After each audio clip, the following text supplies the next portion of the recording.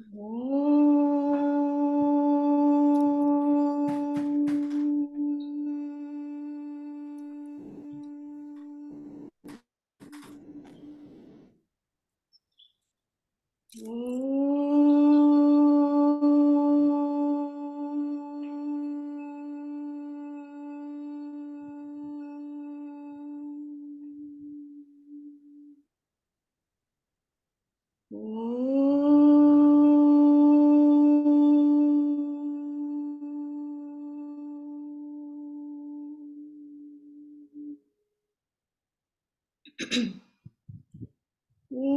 गणानां त्वा गणपतिगं हवामहे कविं कवीनामुपमश्रवस्तमम् ज्येष्ठराजं ब्रह्मणां ब्रह्मणस्पता नः शृण्वन्नोतिभिः सीदसादनम् महागणपतये नमः। सदाशिवसमारम्भां शङ्कराचार्यमध्यमाम् अस्मदाचार्यपर्यन्तां वन्दे गुरुपरम्पराम्। मुण्डक उपनिषद शान्ति मंत्र। ॐ भद्रं कर्णेभिः शृणुयाम देवाः भद्रं पश्येमाक्षभिर्यजत्राः स्थिरैरङ्गैस्तुष्टुवांसस्तनुभिः व्यशेम देवहितं यदायुः। ॐ स्वस्ति न इन्द्रो वृद्धश्रवाः स्वस्ति न पूषा विश्ववेदाः स्वस्ति नस्तार्क्ष्यो अरिष्टनेमिः स्वस्ति नो बृहस्पतिर्दधातु। ॐ शान्ति शान्ति शान्तिः। अथ द्वितीय मुंडके द्वितीय खंडः। आविसन्निहितं गुहाचरं नाम महत्पदम् अत्रैतत् समर्पितम् एजत् प्राणं निमिषच्च यत् एतत् जानत सत्सद्वरेण्यं परं विज्ञानात् यद्वरिष्ठं प्रजानां यदर्चिमत् यत् अणुभ्य अणुच्च यस्मिन् लोका निहिता लोकिनश्च तदैतदक्षरं ब्रह्म स प्राणस्तदुवाङ्मनः तदैतत् सत्यं तदमृतं तत् वेद्धव्यं सौम्य विद्धि। धनुर्गृहीत्वा औपनिषदं महास्त्रं शरं हि उपासा निशितं सन्धयीत आयम्य तद्भावगतेन चेतसा लक्ष्यं तदेवाक्षरं सौम्य विद्धि। प्रणवो धनुष्यरो यात्मा ब्रह्मतललक्ष्यमुच्यते अप्रमत्तेन वेद्धव्यं शरवत् तन्मयो भवेत् यस्मिन् द्यौ पृथिवी चान्तरिक्षमोतं मनः सह प्राणैश्च सर्वैः तमेवैकं जानथ आत्मानमन्या वाचो विमुञ्चत अमृतस्यैष सेतुः अरा इव रथनाभौ संहता यत्र नाड्यस्य एषो अन्तश्चरते बहुधा जायमानः ॐ इत्येवं ध्यायथ आत्मानं स्वस्ति वपाराय तमसः परस्तात् यः सर्वज्ञ सर्वविद् यस्यैष महिमा भुवि दिव्यै ब्रह्मपुरे येष व्योमन्यात्मा प्रतिष्ठितः मनोमय प्राण शरीर नेता प्रतिष्ठितो अन्ने हृदयं सन्निधाय तत् विज्ञानेन परिपश्यन्ति धीरा आनन्दरूपम् अमृतं यद् विभाति भिद्यते हृदयं ग्रन्थि छिन्द्यन्ते सर्वसंशयाः क्षीयन्ते चास्य कर्माणि तस्मिन् दृष्टे परावरे. थँक्यू. 8 पर्यंतच म्हणायचं ना? हो, पण चालेल. 9 म्हटलं तरी काय हरकत नाही. आज माझं होणार नाही 9पर्यंत, 8पर्यंतच होईल बहुतेक. नमस्कार मंडळी. आपण मागच्या वेळेचा गोषवारा संतोषने लिहिला आहे पुन्हा. संतोष शेअर करा.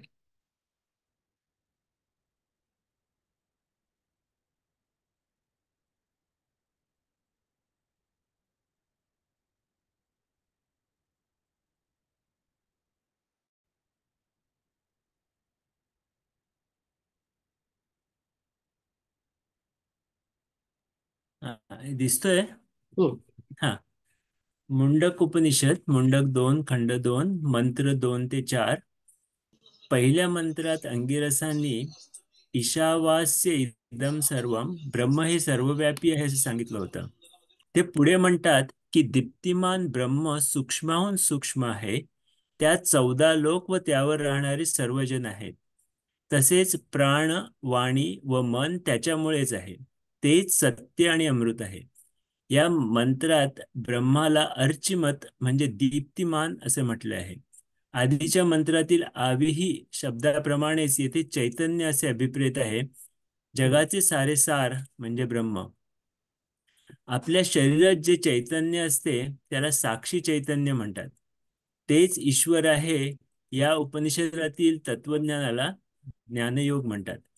त्यात 2 भाग आहेत. पहिला भाग त्वम पद विचार, निर्मात्याने मला सांगितलं जरा समजावून. तत्त्वमसी यातली त्वम पद म्हणजे ईश्वर पद, म्हणजे आपल्या जागृत, स्वप्नावस्था व सुषुप्ती या 3ही अवस्थात चैतन्य दिसते. जागृत अवस्थेत ते आपल्या क्रियामधून दिसते. स्वप्नावस्थेत आपण जागा व वेळ बदलतो, पण उठल्यावर ते आपल्याला आठवते ते चैतन्यामुळे. तसेच सुषुप्ती अवस्थेत आपण गाढ झोपतो व त्यावेळी आपल्याला आजूबाजूचे काही कळत नाही. उठल्यावर आपण म्हणतो की मला काहीच कळले नाही. हे सुद्धा आपल्याला चैतन्यामुळेच कळते. ज्ञानयोगाचा दुसरा भाग म्हणजे जीवात्मा म्हणजेच परमात्मा.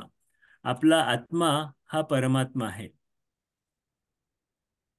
घटाकाशाच्या उदाहरणात आपण म्हणतो की घटात हवा आहे व बाहेर हवा आहे. आपण असेही म्हणू शकतो की घटच हवेत आहे. तसेच चैतन्य सगळीकडे आहे व आपणच म्हणजे हे 14 लोक व त्यावर राहणारे सर्व या चैतन्यात आहे. इथेही शौनकाच्या मूळ प्रश्नाचे उत्तर मिळते. ब्रह्माच्या ज्ञानाने सर्व काही कळते, कारण सर्व जगत त्यातच आहे. गीतेतील 4थ्या अध्यायात 24व्या श्लोकात म्हटले आहे की आपण यज्ञामध्ये जे जे अर्पण करतो ते ब्रह्म आहे. हवन हेही ब्रह्म आहे. जो हवन करतो तो ब्रह्म आहे. आणि त्यापासून जे फळ मिळतं तेही ब्रह्मच आहे. ज्ञानयोगाला सर्व विश्व ब्रह्ममय दिसते.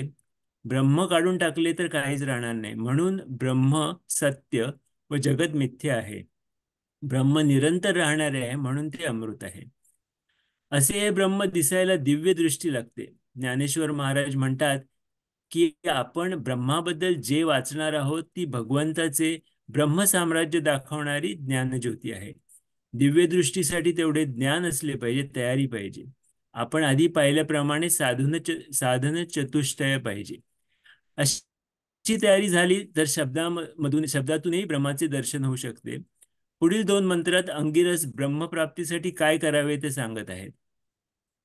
ते म्हणतात की उपनिषदातून मिळालेले ओम हे धनुष्य समजावे. उपासनेने तीक्ष्ण केलेला बाण त्याला जोडावा. आत्मस्वरूपाच्या चिंतनात मग्न झालेल्या मनाने त्या धनुष्याची प्रत्यंचा लावावी व अक्षर रूप ब्रह्माचा वेध घ्यावा. ते पुढे सांगतात की ओम हे धनुष्य, आपला आत्मा हा बाण, ब्रह्म हे लक्ष्य असे समजून अत्यंत तन्मय मनाने त्याचा वेध घ्यावा. बाण जसा लक्षात घुसतो त्याप्रमाणे जीव हा ब्रह्मात एकरूप होईल. हे 2ही मंत्र सांगरूपकात आहेत. ब्रह्म हे उद्दिष्ट आहे. स्वामी दयानंद सरस्वती म्हणतात की कर्मयोगाचे मन रोज प्रार्थना व उपासना केल्याने या ध्यानासाठी तयार होते. ओम समजून त्याचा जप करणे हे पुढे जायचे साधन आहे. ओमच्या जपाने विरक्ती येऊ शकते व आत्मसाक्षात्काराकडे जाता येते. संस्कृतमध्ये ओमचे मूळ अवती रक्षती इति ओम, जो रक्षण करतो तो ओम. ध्वन्यात्मक दृष्ट्या म्हणजे फोनेटिकली ओम मध्ये अ, उ व म हे उच्चार आहेत. आपण तोंड उघडले की सहज उच्चार अ चा होतो, तसेच तोंड बंद असता सहज उच्चार म चा होतो. बाकीचे सर्व उच्चार या अ व म यांच्यामध्ये येतात. उ हा या बाकी उच्चारांचा प्रातिनिधिक उच्चार आहे.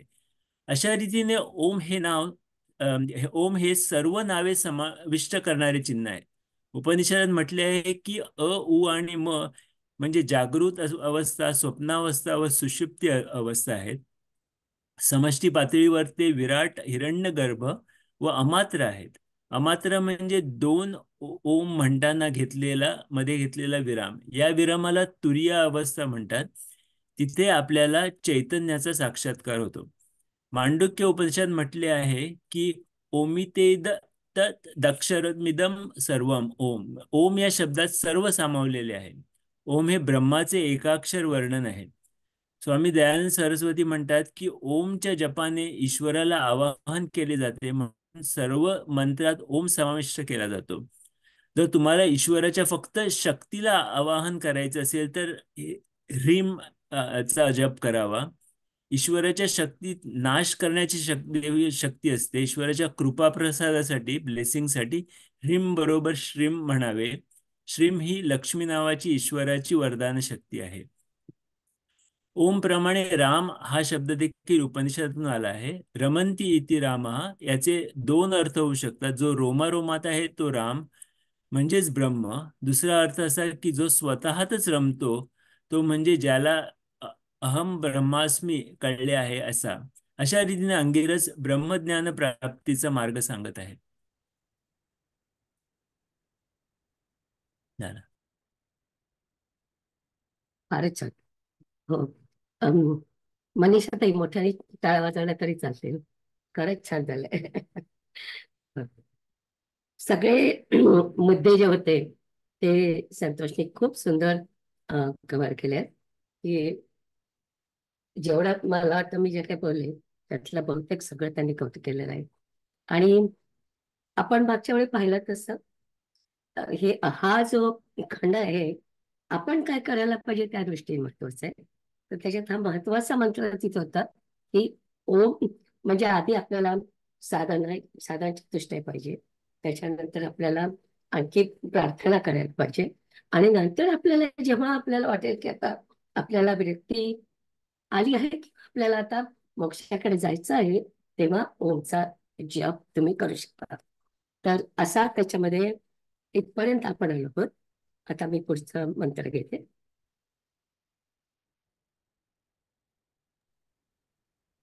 शेअर करते माझी.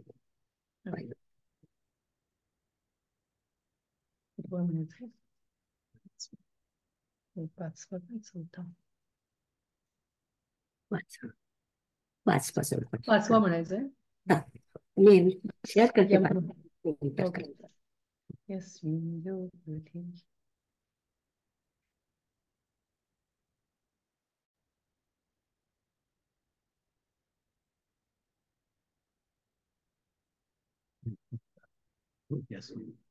दिसते?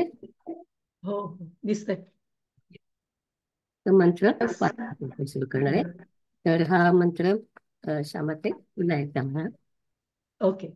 यस्मिन् द्यौ पृथिवी चान्तरिक्षमोतं मनः सह प्राणैश्च सर्वैः तमेवैकं जानथ आत्मानमन्या वाचो विमुञ्चत अमृतस्यैष सेतुः.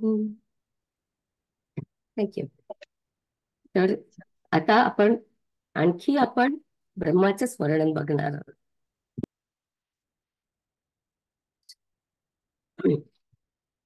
मला खूप खोकला झालाय म्हणून खोकल्याची गोळी खात होती. पण मध्येच जर का डिस्टर्ब झाला तर आहे सॉरी. आणि तोपर्यंत जितकंपर्यंत बोलता येईल तिथपर्यंत मी बोलणार आहे. आज 5, 6, 7 आणि 8 अशी मात्र आपण घेतो. 7 आणि 8 एकदम घेतले कारण आपल्या पुस्तकामध्ये स्वामीजींनी ते दोन्ही एकत्र लावलेले आहेत. म्हणून आपण दोन एकत्र घेणार आहोत. आणि तसे सोपे येतात आजचे मंत्र सगळे सोप्या पद्धतीचे. आता याच्यामध्ये पहिल्यांदा त्यांनी म्हटले, आपण शब्दांचा अर्थ बघितला तर यस्मिन म्हणजे ज्यामध्ये, देव म्हणजे स्वर्ग, स्वर्गाला नेहमी देव म्हणून म्हणतात. पृथ्वी म्हणजे पृथ्वीच. अंतरिक्ष म्हणजे पृथ्वी आणि स्वर्ग किंवा मध्ये जी काय जागा आहे त्याला अंतरिक्ष आपण म्हणतो. आणि च म्हणजे आणि, हा शब्द आहे. सर्व, सर्वे हे, प्राणी ही समह, सह म्हणजे जे म्हटलं त्यांनी की सर्व प्राण्यांसह. आणखी काय तर मन आणि प्राण, ते पण पुढे म्हटलंय. हे सगळं ओतम त्याच्यात ओलेलं आहे. किंवा आपण ओतप्रोत म्हणतो ना, की जे इतकं शिगेपर्यंत भरलंय त्याला आपण ओतम म्हणतो. तशाच प्रकारचा अर्थ आहे की हे ब्रह्म हे सगळीकडे वरतीपर्यंत शिगेपर्यंत भरलेलं आहे. आणि तम म्हणजे त्या, एकम आत्मानम म्हणजे एकम आत्मानम, ए ए ऐव एव म्हणजे एकच आत्मा आहे, त्याच्याबद्दल आपण बोलतोय. आणि हे सगळं तू समजून घे. जानत म्हणजे जाणून घे. अन्य हा वाचा, म्हणजे बाकीचे काय कोणी जे बोलतात आहे ते शब्द, त्याचं काय करायचं तर विमुंचित म्हणजे सोडून द्यायचे. बाकीचे लोक काय बोलत असतील ते सगळं सोडून द्यायचं. एषः ते अमृतस्य म्हणजे अमृताचा, सेतु म्हणजे जे काय तुम्हाला सांगणार आहे ब्रह्माबद्दल ते सगळं अमृताचा सेतू आहे. आता आपण ऍक्च्युअली जर अर्थ पाहिला तर आकाश, आपण एक एक शब्द बघितला आता त्याच्याच प्रमाणे ते सगळं की आकाश, स्वर्ग, पृथ्वी आणि अवकाश. मी अवकाश त्याला म्हटलं अंतरिक्षाला. आणि पृथ्वी आणि स्वर्ग याच्यामधली जी जागा अंतरिक्ष, त्या सगळ्यामध्ये सुद्धा आणि सर्व प्राण्यांच्या मध्ये सुद्धा मन आणि प्राण या सगळ्यांमध्ये या सगळ्यामध्ये ब्रह्म आहे आणि त्यालाच आपण आत्मा म्हणतोय. तो सगळीकडे गोवलेला आहे, ओवलेला आहे. तर त्या आत्म्याला तुम्ही जाणून घ्या आणि इतर बडबड टाकून द्या. आत्मज्ञान म्हणजे अमृताचा सेतू आहे. कशाचा सेतू आहे तर मोक्षाकडे जाण्याचा सेतू आहे. म्हणजे हे सगळं आत्मज्ञान आपण मिळवलं की आपण मोक्षाकडे जातो, म्हणून त्याला सेतू म्हटलेलं आहे. तर हे जे आहे ते आत्मज्ञान जे आहे ते अमृताचा सेतू आहे, असं त्यांनी त्या श्लोकामध्ये म्हटलंय. पुढची स्लाइड घेते. तर मी याच्यामध्ये एकेका ओव्या पाहिल्या, म्हणजे जे पीसेस पाहिले त्या पीसेस बद्दल मी इथे लिहून ठेवलं की सर्वेही प्राणीही सह मनंच, म्हणजे प्राण आणि मन म्हणजे मन आणि सुद्धा इतर इंद्रिय या सगळ्यामध्ये आत्मा म्हणजे चैतन्य आहे. आणि त्याच्यानंतरचे जे वाक्य आहे ते वाक्य म्हणजे आपल्याला महावाक्य जशी असतात आपल्यामध्ये की काही काही उपनिषदातली वाक्य महत्वाची समजली जातात आणि त्याला आपण महावाक्य म्हणतो. तसंच अहम ब्रह्मास्मी, अहम ब्रह्मास्मी हे एक महावाक्य आहे. तसं आता आपण इथे जे म्हणणार आहे एकम आत्मानम इति, एकम आत्मानम इति म्हणजे ब्रह्म हाच आत्मा आहे असं आपण इथे म्हणतो आहे. तर ते जे म्हणतो आहे त्याला सुद्धा महावाक्याचं स्वरूप आहे असं समजलं जातं. आणि हे सगळं तू जाणून घे. जानत म्हणजे तू जाणून घे सगळं. अन्य हा वाचा विमुंचित म्हणजे बाकीचं सगळं सोडून दे. विमुंचित म्हणजे सोडून दे. एषः अमृतस्य सेतू, तर ते जे आत्मतत्व आहे हेच अमृताचा सेतू आहे आणि म्हणजे मोक्षाकडे जाण्याचा हा मार्ग आहे. असा साधा हा श्लोक होता. आता आपण थोडं त्याचं स्पष्टीकरण बघू.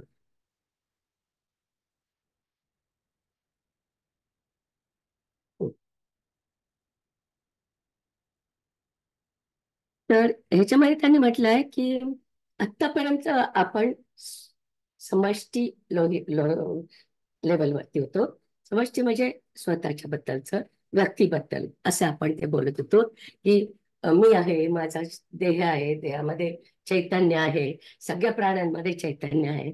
आता याच्या पलीकडे जाऊन आपण समष्टी लेवलवरती जाणार आहोत, म्हणजे सगळं जग त्याच्यामध्ये आपण इन्क्लूड करणार आहोत. कसं करणार आहोत? तर आकाशात स्वर्ग, पृथ्वी आणि त्याच्यामधलं जी जागा आहे, अंतरिक्ष, हे सगळं जे आहे त्यामध्ये पण ब्रह्म आहे. आणि आपल्या जसं मन आणि प्राण याच्यामध्ये ब्रह्म आहे, तसाच त्यामध्ये ब्रह्म आहे. ब्रह्म म्हणजेच आत्मा. आणि अ, तोच आपल्याला अ, मोक्षाकडे घेऊन जाऊ शकतो. तर ब्रह्माचं वर्णन आपण इथे जेव्हा समष्टी लेवलवर करतो आहोत, त्याच्यामध्ये फक्त आपण पृथ्वी म्हणत नाही आहे. म्हणजे मला वेदाची ही खूप गंमत वाटते की जेव्हा आपण काही बोलत असतो ना, ते असं इंडिव्हिज्युअल असं सांगत नाही. म्हणजे आत्माबद्दल मी बोलते तर माझाच फक्त आत्मा का? नाही, ते सगळ्या प्राण्याचा आत्मा, सगळ्या लोकांचा आत्मा, या सगळ्यांना आपण एकत्र करून आपण त्याला म्हणतो की ते जे काय तत्व आहे ते तत्व म्हणजे आत्मा आहे. म्हणजे माझ्यात जो आत्मा आहे तोच माझ्या जवळ कुत्रं बसलं असेल त्या कुत्र्यामध्ये तोच आत्मा आहे. जसं ज्ञानेश्वर महाराजांनी सांगितलं की त्यांच्यामध्ये जो आत्मा आहे तोच त्या त्यांनी ज्या रेड्याला बोलायला लावलं त्या रेड्यामध्ये पण त्यांचा तोच आत्मा आहे. आणि हे जे खूप महत्वाचं तत्व आपल्या वेदामध्ये आहे ते मला खूप आवडतं. आता एवढं सगळं बोलताना आपण फक्त पृथ्वीवरचं बोलतोय की पृथ्वी आणि त्याच्यावरचे प्राणी आणि त्याच्यावरचे लोक एवढेच आपण बोलतोय. पण आता आपण त्याच्याही पलीकडे जातोय की फक्त पृथ्वीच असं नाही, आपल्या बाकीचे लोक आहेत त्यांचं काय होतं, तर ते सगळे सुद्धा ब्रह्मामध्येच आलेले आहेत. आणि म्हणून हा मंत्र त्या दृष्टीने महत्वाचा आहे की समष्टी लेवलवर सुद्धा आपण ब्रह्मच बघतोय. आणि मग असं जेव्हा आपण ब्रह्म त्या लेवलला बघायला गेलो ना की आपल्या लक्षात येतं, अरे बापरे केवढी मोठी ही कल्पना आहे. म्हणजे कधी कधी तर आपण तिथूनच सुरू करतो, अरे केवढं मोठं जग आहे. म्हणजे आपली पृथ्वी आहे, त्याच्या भोवतालची सगळी मालिका आहे, त्याच्या भोवती असे हजारो मालिका आहेत आणि त्या सगळ्यामध्ये सुद्धा ब्रह्म आहे. हा जो विचार आहे तो या श्लोकामधून आपल्याला, मंत्रामधून आपल्याला शिकवलेला आहे. तर पृथ्वीच्या बाहेर आपण या मंत्रामधून बघणार आहोत. म्हणजे आपले जे 14 लोक आहेत, भुव भुव ओम भूर्भुवः स्वः, ते जे सगळे लोक आहेत ते पण आपण याच्यामध्ये घेतलेले आहेत. आणि अम, हे जे सगळे लोक घेऊन आपण जे काही निर्माण झालेलं आहे, तर त्या निर्माण झालेल्या मध्ये मध्ये मध्ये गॅप पण असेल, आपण ज्याला अंतराळ म्हणतो, तो अंतराळ पण या मंत्रामध्ये म्हटलंय त्याच्यात पण ब्रह्म आहे. म्हणजे असं समजू नका नुसते असे गोळे आहेत तर त्या प्रत्येक गोळ्यामध्ये ब्रह्म आहे. नाही, सगळं ब्रह्म हे सगळीकडे पसरलेलं आहे. कुठलाही तुम्ही ग्रह घ्या, कुठलाही तुम्ही अम, तारा घ्या, कुठलीही त्याच्यामधली जागा घ्या, ती जागा तुम्ही म्हटलं तरी सुद्धा त्याच्यामध्ये ब्रह्म आहे. आणि अशा प्रकारे संपूर्ण विश्व जे आहे ते विश्व म्हणजे ब्रह्माच्या ध्यानाने हे सगळं विश्व एकत्र बनलेलं आहे. आणि आता इथपर्यंत आपण जे काय बोललो ते सगळं शंकराचार्यांनी सांगितलं होतं, त्याच्यावरून बोललेलं होतं. आता मी एक इंटरेस्टिंग पॉइंट, आमचे जे स्वामीजी आचार्य आहेत आमचे, स्वामी परमार्थानंद, त्यांनी हा मुद्दा मांडला होता. आणि मला वाटलं की आपल्या अभ्यासाच्या दृष्टीने तो महत्वाचा आहे, म्हणून मी तो पण आपल्या याच्यामध्ये घेतलेला आहे आजच्या सांगण्यामध्ये. तर तो मुद्दा असा आहे की शांकर भाषा बाहेरचा आहे म्हणून तुला सांगते की आपल्याला आतापर्यंत त्यांनी सांगितलं की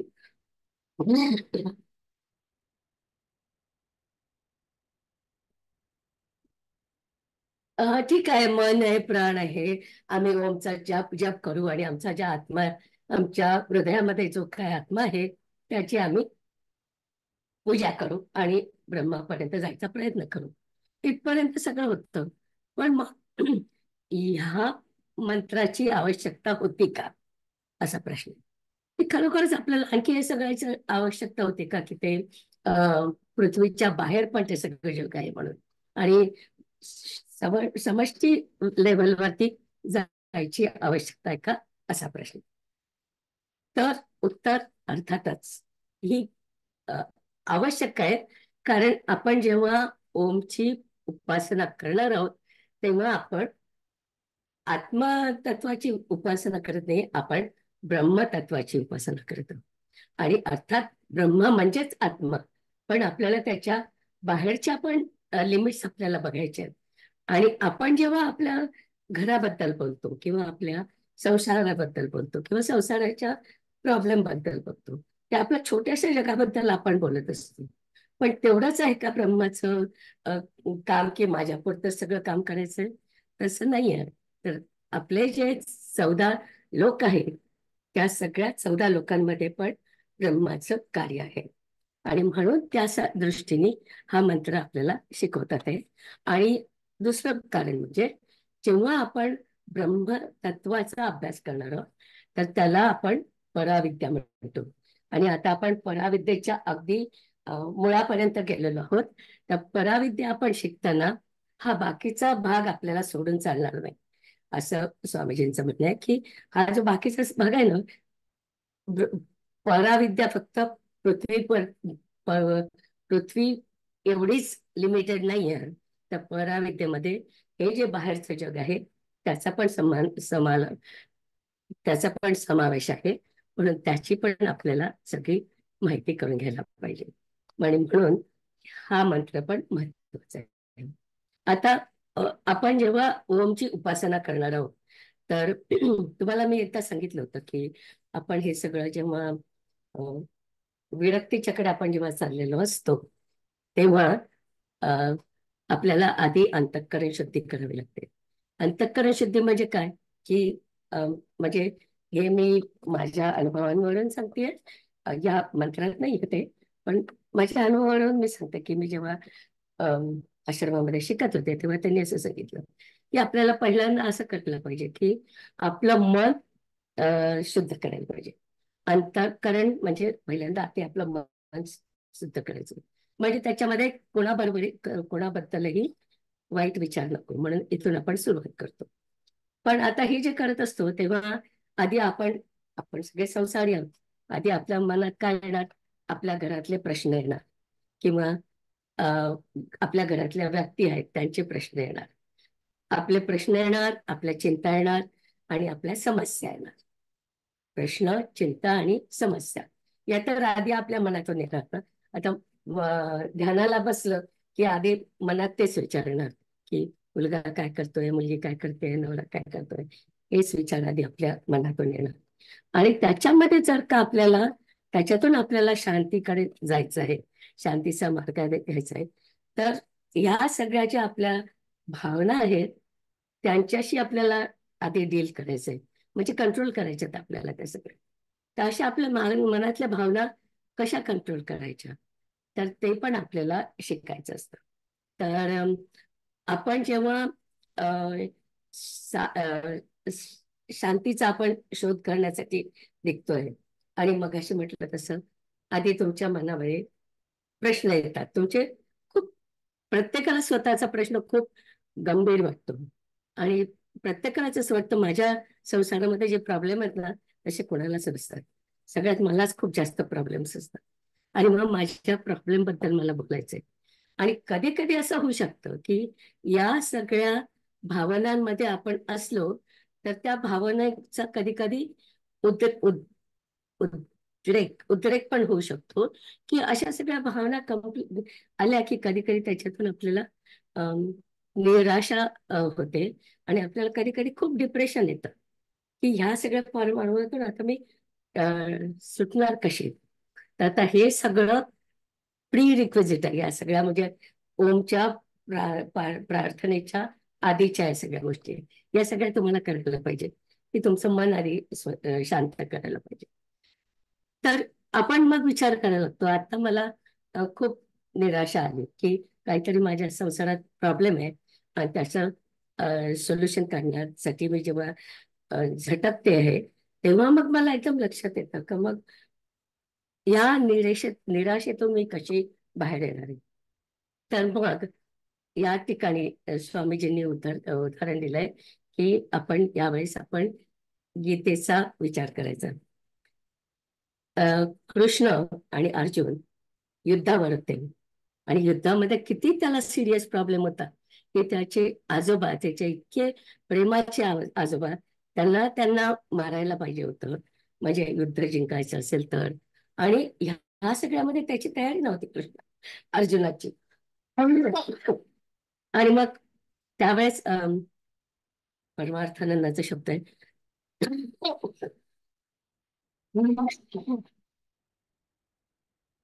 अशा प्रकारचा जेव्हा तुम्हाला डिप्रेशन येतं तेव्हा कृष्णाने काय केलं? त्याला डिप्रेशनची गोळी दिली का? नाही, तसं काय ते केलं नाही त्यांनी. कारण म्हणजे ही युद्धाची भूमी होती. तर युद्धाच्या भूमीवरती सगळं तत्वज्ञान सांगायचं कारण होतं का? त्यांनी ते तत्वज्ञान त्याला अशासाठी सांगितलं की त्याच्यावरून आपल्याला शिकायचं की आपली जी निराशा आहे आपल्याला पण स्वतःच्या प्रश्नामध्ये एवढा गुंतलेला आहे, त्याच्यातून आपल्याला बाहेर निघण्यासाठी पराविद्या आवश्यक आहे. आणि ही पराविद्या द्यायची म्हणून कृष्णाने गीता सांगितली. आणि अशा पद्धतीनेच कृष्णाने जशी गीता सांगितली तसं आपण आता जे शिकतो आहे त्या सगळ्याची आपण मदत घेऊन आपल्या प्रश्नातून आपण मार्ग काढायचे. म्हणजे बेसिकली मला असं वाटायचं की समजा मी माझ्या प्रश्नाबद्दल विचार करते आणि त्याच्यानंतर मला असं वाटतं की ओके, याला काही सोल्युशन नाहीये. पण सोल्युशन नाही तर असं होत नाही ना, काहीतरी तर त्याच्यातून बाहेर येणार ना. जग काय नुसतं ओके मला प्रश्न आहे म्हणून तिथे थांबून राहत नाही ना, ते पुढे तर जातच. आणि मग त्याच्यात जो काय परिणाम असेल तो परिणाम सहन करायची माझी शक्यता, माझी कॅपेबिलिटी पाहिजे की ते काय जे होणार आहे त्याच्यातून मला बाहेर निघायचं. जसं अर्जुन निघाला, अर्जुन त्या डिप्रेशन मधून बाहेर निघाला. आणि मग शेवटी मात्र कृष्ण त्याला हे नाही सांगत की तू आता काय कर. कृष्ण त्याला म्हणतो तुझ्या मनात जे काय हे आता तू कर. म्हणजे तू आता युद्धाला जा, पण मी तुला युद्धाला जा म्हणत नाही, तुझ्या मनात जे आहे ते आता तू कर. आता मी तुला सगळं शिकवलं. तर म्हणजे जेव्हा आपण संसारात राहून सुद्धा आपलं पराविद्येचा उपयोग कसा करावा हे आपण भगवद्गीतेमधून शिकतो. असं परमार्थानंदाचं हे भाषण होतं आणि मला वाटलं ते खूप महत्वाचं आहे. कधी कधी आपल्याला वाटतं अरे आपण कुठे हिमालयात जाणार आहे, कशाला आपण हा सगळा अभ्यास करायचा. पण याच्यामुळे आपल्याला मनाचा बॅलन्स येतो की आपण प्रश्नावरती विचार करायला लागलो की आपण सगळ्या बाजूंनी विचार करू शकतो. फक्त माझा प्रश्न आहे म्हणजे मला प्रॉब्लेम आहे तर मीच खूप बरोबर आहे असं नाही. बाकीच्या पण गोष्टी आपण त्याच्यामध्ये बघतो आणि त्याच्यामधून आपल्याला जे योग्य वाटेल असं आपल्याला त्याच्यातून उत्तर मिळू शकतं. तर ही जी पराविद्या आपण शिकतोय ही आपल्या मनाचं स्थैर्य घेण्यासाठी. मनाचं स्थैर्य ही महत्वाची गोष्ट आपण याच्यातून शिकतो. आणि आणि ती शिकण्यासाठी आपण काय करतोय? पराविद्या म्हणजे परमेश्वराला आपण समजावून घ्यायचंय. परमेश्वर म्हणजेच आपला आत्मा, म्हणजेच ब्रह्म आणि आपल्या शरीराचे चैतन्य आहे ते. तर तर एकम आत्मानम असं जे याच्यात म्हटलंय ते तेवढ्यासाठी म्हटलंय की तो जो आत्मा आहे ना त्याला तुम्ही समजून घ्यायचा प्रयत्न करा. आणि जेव्हा तुम्ही समजून घेत आहात तीच तुमची पराविद्या आहे की परमेश्वराला समजून घ्यायचं, हीच तुमची पराविद्या आहे. आणि त्या परमेश्वराचं रूप पाहताना मग आपल्याला आपल्या प्रश्नांचीही उत्तरं आपोआप सापडू शकतात असं स्वामीजींचं म्हणणं होतं. आणि म्हणून मला वाटतं की त्या दृष्टीने पाहिलं तर हा सगळा अभ्यास खरंच महत्वाचा आहे की आपल्याला स्वतःसाठी अभ्यास करायचा आहे, मला कोणासाठी अभ्यास करायचा नाही. मी जे काय शिकते त्याच्यातून मला स्वतःचा मार्ग शोधायचा आहे, संसार शोधायचा आहे आणि संसाराच्या नंतर सुद्धा शोधायचं. तर तो जे सेतू म्हटले ना मोक्षाकडे जाण्याचा सेतू, तर आता माझ्या आयुष्यामध्ये संसार सगळा मागे पडलेला आहे. आता माझं पुढचं जे आयुष्य आहे त्याच्यामध्ये मी काय बघते की पुढचं आयुष्य चांगलं व्हावं या दृष्टीने, म्हणजे मोक्षाकडे जाण्याच्या दृष्टीने जेव्हा मी विचार करते, तेव्हा आत्मतत्व हेच अमृत आहे असं या श्लोकामध्ये सांगितलं. आता आपण पुढच्या श्लोकाकडे जाऊ.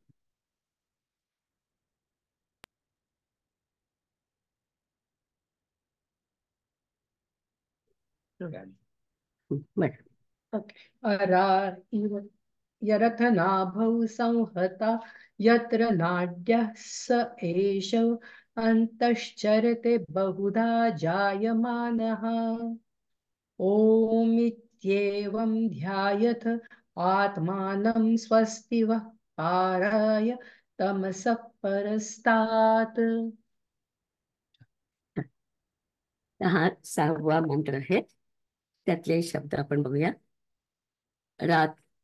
रथ नाभो म्हणजे रथ असतो, रथाचं चाक असतं, त्याच्या सेंटरमध्ये एक असा गोल असतो आणि त्याच्या भोवती त्याचे आरे असतात, स्पोक्स ज्याला आपण म्हणतो. ते सगळे स्पोक्स तिथून त्या सर्कल मधून जात असतात. तर त्याची कल्पना इथे त्यांनी घेतली आहे की रथ नाभो म्हणजे रथाच्या चाकाचा मध्य, अराहा म्हणजे स्पोक किंवा आरे आपण ज्याला म्हणतो मराठीत ते. यत्र म्हणजे इथे, नाड्य म्हणजे नाड्य, संहत म्हणजे एकत्र आलेले आहे, बहुधा जायमान म्हणजे जन्मतात, आणि स ए स एषः म्हणजे तोच हा, काय तोच हा, अंतः म्हणजे अंतरात, चरते राहतो, आत्मानं म्हणजे आत्मा, ओम इति तोच ओम आहे, एवं तसेच, ध्यान ध्याय ध्यायथ ध्यान करा, वह म्हणजे तुम्हाला, तमसः म्हणजे अंधारातून, परस्तात पलीकडे, पाराय म्हणजे जायला मदत करेल, आणि मग शेवटी स्वस्तिही म्हटलं म्हणजे सगळं चांगलं होईल असा गुरुजींनी आशीर्वाद दिलेला आहे. तर याचा अर्थ आपण बघूया की प्रणव उपासनेसाठी हा मंत्र आहे. रथ चक्राच्या मध्ये आरे बसवलेले असतात, त्याचप्रमाणे आपलं जे हृदय आहे त्याच्यामध्ये सगळ्या नाड्या म्हणजे आपल्या वेन्स तिथे जात असतात. तर आपण म्हणतो की हृदयामध्येच आत्मा असतो. हृदयामध्ये बघा, मनामध्ये म्हणा, म्हणजे आतमध्ये आपला आत्मा असतो. तर इथे अनेक प्रकारे तो प्रगट होत असतो. तर आपण आता ओंकाराचं ध्यान करा. अविद्येच्या अंधारातून पलीकडे जाण्यासाठी ईश्वर तुम्हाला मदत करेल. आणि शेवटी आपण असं म्हणतो की आता तुम्ही इथून अभ्यास सुरू करणार आहात, ओमची प्रार्थना सुरू करणार आहेत, म्हणून गुरुजी आपल्याला इथे आशीर्वाद देत आहेत. ते त्यांच्या शिष्याला आणि अर्थातच आपल्या सर्वांना सुद्धा ते आशीर्वाद देतात आहेत की स्वस्तिही, म्हणून ते आपल्याला आशीर्वाद देतात. खूप छान मंत्र आहे. इतकं छान सांगितलं त्यांनी की रथाचं जे असतं त्याच्यामध्ये सगळ्या जशा नाडे हे येतात, आरे येतात, तसं आपल्या हृदयात सगळीकडे जातात. आणि चैतन्याचाही मी तसाच विचार करते की जसं आपल्या हृदयातून सगळीकडे नाड्या जातात आहे, म्हणजे वेन्स जातात आहे, तसं आपलं चैतन्य सुद्धा सगळीकडे आपल्या शरीरामध्ये जात आहे. तर आता आपण आपल्या आत्म्यावरती ध्यान करणार आहोत. थोडंसं त्याच्याबरोबर स्पष्टीकरण सांगते. तर नाडी म्हणजे त्याच्यामध्ये शंकराचार्य म्हणतात, नाडी म्हणजे प्राणाची शक्ती, प्राणतत्व. ती शक्ती हृदयातून बाहेर आणि पुन्हा हृदयात येत असते. आपल्या शरीरामध्ये 72 कोटी 72 लाख इतक्या नाड्या आहेत. हृदय म्हणजे अंतःकरण तत्व. आपल्या शास्त्राप्रमाणे मन सुद्धा हृदयातच असतं अशी एक कल्पना आहे. तर शरीरापासून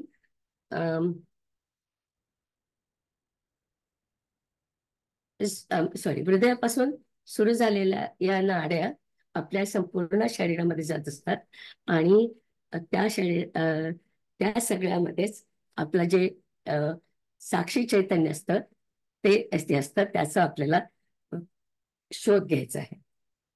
नंतर याच्या शेवटी गुरु म्हणतात स्वस्तिही. स्वस्तिही म्हणजे शुभास्ते पंथानः असं जे म्हणतो की तुम्ही आता हा प्रवास सुरू करताय अध्यात्माचा, तर तो तुमचा प्रवास छान होईल, सुंदर होईल आणि तुम्हाला पलीकडच्या परस्तात पाराय म्हणजे पलीकडच्या टोकाला जाण्याची तुम्हाला शक्ती मिळेल, असा हा श्लोक आहे. दोन्ही सोपे आहेत मंत्र, पण खूप छान आहेत. तर त्याच्यासाठी आपल्याला काय काय हवं असतं? आपल्याला प्रयत्न हवे असतात आणि प्रसाद हवा असतो. तर प्रसाद म्हणजे आपल्याला त्या गुरुजीने स्वस्ती म्हटलाय, तोच आपला प्रसाद आहे आणि प्रयत्न आपल्याला करायचे. आता इथून ऍक्च्युअली आपला ओमकडे प्रवास सुरू होणार आहे. तर आता आपण 7 आणि 8 मंत्र एकत्र बघूया. मी काय केलं की ही स्लाइड करताना इथे लिहिलं आहे 7 आणि 8.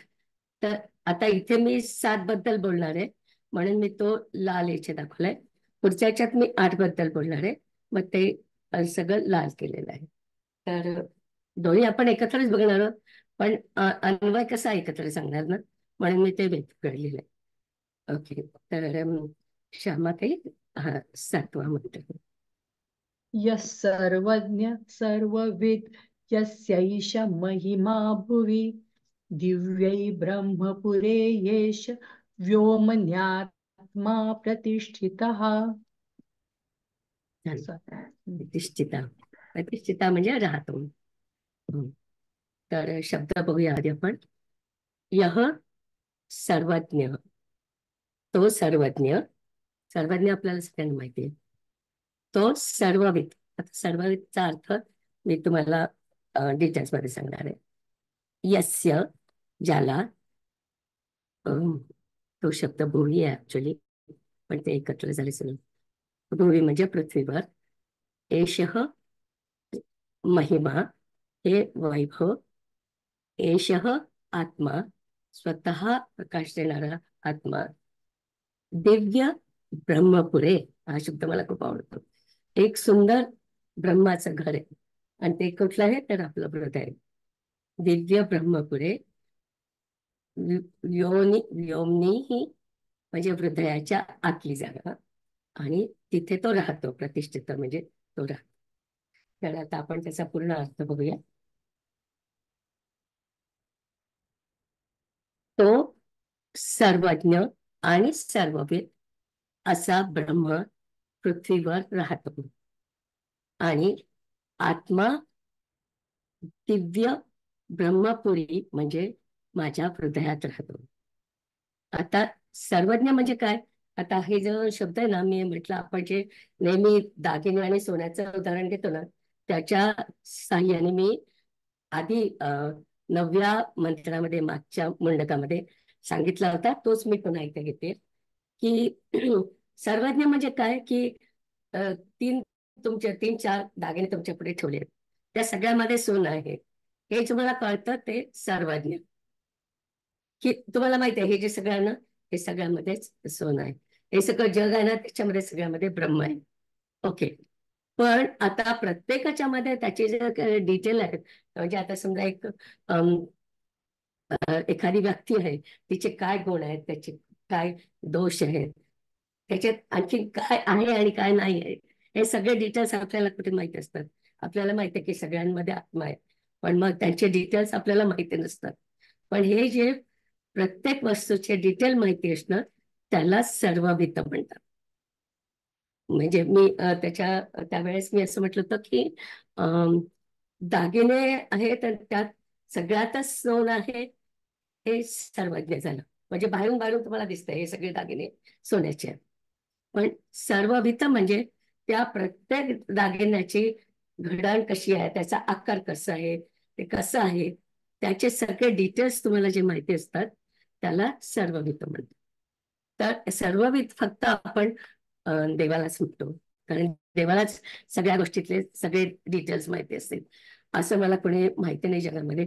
अर्थात ते IBM ने मॉडेल केलं होतं, तर तसं काही मॉडेल वगैरे असलं तर त्याला सुद्धा लिमिटेडच असतं, कारण तो जो सायंटिस्ट असतो त्याच्यामध्ये माहिती घालतो. किंवा गुगल म्हटलं तर गुगल मधले सुद्धा माहिती सगळी ते तिथे टाकलेली असते, ज्या कोणी टाकलेली असते तेवढीच माहिती असते, त्याला बाकी त्याच्या बाहेरचं त्याला काही माहिती नसतं. पण सगळ्या जगातल्या सगळ्या गोष्टींमधले सगळे डिटेल ज्याला माहिती असेल त्याला आपण सर्ववित म्हणतो. तर हा जो ब्रह्म आहे किंवा आत्मा आहे त्याला आपण सर्वज्ञ आणि सर्ववित असं म्हणतो. तर असा जो आहे तो मनाला चेतना देतो आणि तो प्राण आणि शरीर यांचा नियंता आहे. नियंता म्हणजे कंट्रोलर आहे. तो हृदयात म्हणजे आपल्या, आपण आधी म्हटलं होतं, गहू गुहातीत असतो तो, म्हणजे जिथे आतमध्ये असतो ते आधी ते लपून असतो आपल्यामध्ये अशा तऱ्हेने. आणि अमृतमय आनंद रूपाने विलसणाऱ्या त्या आत्म्याला शहाणे लोक संपूर्णपणे ओळखतात. शहाणे म्हणजे त्यांना म्हणायचं ज्याला आत्मज्ञान झालं आहे अशा प्रकारची जी व्यक्ती असेल ती आत्म्याला ओळखत असते, त्याला आत्म्याची सगळी माहिती असते. मंत्र अगदी सोपा आहे, फक्त 2 शब्द आपल्यातले महत्वाचे नेहमी लक्षात ठेवायचे, सर्वज्ञ आणि सर्वविद. सर्वज्ञ कदाचित एखादा खूप हुशार माणूस असेल, ज्याला, नाही हुशार नाही म्हणायचं मला, ज्याला आत्मज्ञान झालेलं आहे ती व्यक्ती सर्वज्ञ असू शकते. पण आपण जेव्हा सर्वविद म्हणतो म्हणजे देवासाठीच बहुतेक हे वापरलं जातात, की त्याला प्रत्येक वस्तूमधले सगळे डिटेल्स माहिती असतात. पुढे जाऊया. आता याच्यामध्ये मी म्हटलं की आता आपण 8व्या मंत्राबद्दल बोलणार आहोत. तर क्षमताही म्हणा तो. ओके. मनोमय प्राण शरीर नेता प्रतिष्ठितो अन्ने हृदयं सन्निधाय तद्विज्ञानेन परिपश्यन्ति धीरा आनंदरूपम अमृतम यत् विभाति. तर याच्यामध्ये त्यांनी म्हटलं की मनोमन म्हणजे आपला आपला जो आत्म्याला मन हीच उपाधी आहे. म्हणजे बेसिकली मन म्हणजेच आत्मा आहे. हे जरा अवघड आहे समजायला, पण आपण म्हणतो की आपलं जे आत्मा आत्मा शरीराच्या आतमध्ये आहे, तर शरीरावरती हे जे सॉरी आत्म्यावरती हे जे वरचं आहे शरीर, ती म्हणजे त्याची उपाधी आहे असं म्हणतो. तसं ते इथे मनोमय म्हणतात आहे, म्हणजे मनामध्ये सुद्धा आत्मा आहे. आणि नंतर प्राण शरीर नेता म्हणजे प्राण आणि शरीराला तो पुढे नेतो. हे याचं आधीच आलं करेल आणि शरीर नाही, ओके आहेत सगळे शब्द. आणि नंतर हृदय म्हणजे हृदयात, सन्निधान म्हणजे त्याच्याजवळ, अन्य तर आपल्या शरीराची एक वेगळ्या प्रकारची रचना पण समजली जाते, की आपल्या शरीराचे वेगवेगळे भाग आहेत, त्यांना कोश म्हणतात. तर बाहेरचे जे शरीर आहे त्याला अन्नमय कोश म्हणतात. म्हणजे आपलं बाहेरचं शरीर जास्त अन्नमय कोश म्हणतात. कदाचित म्हणजे तुमच्यापैकी जर का कोणाला कोशाची माहिती नसेल तर पुढच्या वेळी आपण त्या 5 कोशांबद्दल बोलू शकतो. म्हणजे अंतर्भाग कोश आणि मनोमय कोश याबद्दल आपण पुढच्या वेळी बोलूया. तर जस्ट हात वर करा, नाही तर चार्टमध्ये लिहा की कुणाला माहिती नसेल कोश म्हणजे काय. शरीराचे कोश असतात. नंतर प्रतिष्ठिता म्हणजे तिथे स्थिर झालेला आहे. धीरा हा म्हणजे शहाणे लोक, आणि त्यामुळे आनंद रूपम म्हणजे आनंद रूपम अमृतम. अमृतमय आनंद रूपाने विभाती म्हणजे प्रकाशित होतात. तत् विज्ञानेनं ते माहीत माहीत असतं आणि परिपश्यंती म्हणजे स्पष्ट ओळखू येतं. तर आत्माची आत्म्याची मन ही उपाधी आहे. म्हणजे त्यामुळे मनाला चेतना मिळते आणि प्राण आणि शरीर यांचा तो नियंता आहे. आणि तोच, अरे माझं पुन्हा तेच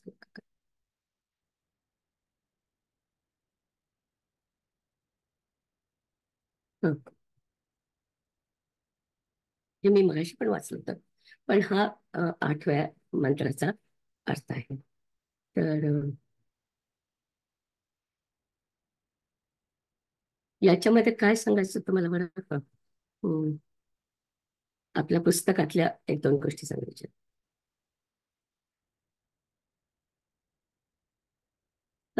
तर आपण जेव्हा सर्वज्ञ आणि सर्ववेद म्हणत होतो, त्याच संदर्भात दयानंद सरस्वतींनी सांगितलंय की जेव्हा आपल्यासारखे लोक, आपल्याला सगळं माहिती नाही, तर ही जी अविद्या आहे त्याला मूलाविद्या म्हणतात. म्हणजे ही अविद्याच आहे, पण त्याला मूलाविद्या म्हणतात. म्हणजे सगळे दागिने ठेवले पण आपल्याला माहित नाही की सगळ्या दागिन्यामध्येच सोनं आहे किंवा सगळीकडेच ब्रह्म भरलेलं आहे. ज्यांना हे माहिती नसेल आपण त्यांना म्हणू की आपल्यामध्ये मूलाविद्या आहे. म्हणजे आपल्याला ते मूळची विद्या आहे ती माहिती नाही, म्हणून मूल अविद्या म्हणून मूलाविद्या म्हणतात. नंतर दुसऱ्या प्रकारची अविद्या ती असते, त्याला म्हणतात तुलाविद्या. तुल अविद्या. तुलाविद्या म्हणजे काय की त्याला प्रत्येक गोष्टीमधले बारकावे माहिती नाही. म्हणजे आपण मगाशी म्हटलं ना, सर्वविद तो नसेल, जो कोणी सर्वविद नसेल त्याच्यामध्ये तुल अविद्या आहे. तर अशा 2 प्रकारच्या अविद्या असतात, मूला विद्या आणि तुला विद्या. तर विद्या घ्यायचं नाही, मूल अविद्या, तुल अविद्या अशा 2 प्रकारच्या अविद्या असतात, असं आपल्या पुस्तकामध्ये त्यांनी सांगितलंय. मला ते ऍड करायचं होतं. आणि दुसरं म्हणजे दिव्य ब्रह्मपुरे. म्हणजे आपला हृदयाला त्यांनी दिव्य ब्रह्मपूर असं म्हटलंय. मला फार आवडली ती कल्पना की असं, म्हणजे आपला आत्मा तिथे राहतो म्हणून त्याला इतकं सुंदर नाव दिलंय त्यांनी की ते दिव्य आहे आणि ब्रह्मपूर आहे. म्हणजे आत्मा तिथे राहतो म्हणून आपल्या हृदयाला ती कल्पना दिलेली आहे. नंतर 8व्या मंत्रामध्ये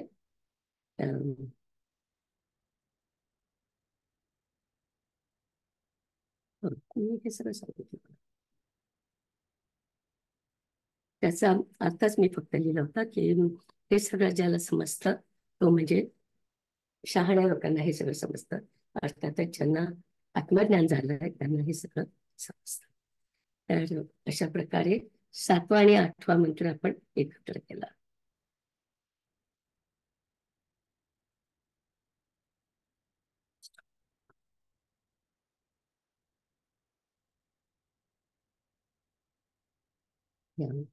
तसे मंत्र सोपे होते, पण थोडा आणखी विचार करायला पाहिजे. प्रत्येकाला त्याच्यातून आपल्याला काय घ्यायचंय हे बघायला पाहिजे. ॐ पूर्णमदः पूर्णमिदं पूर्णात् पूर्णमुदच्यते पूर्णस्य पूर्णमादाय पूर्णमेवावशिष्यते. ॐ शान्ति शान्ति शान्तिः.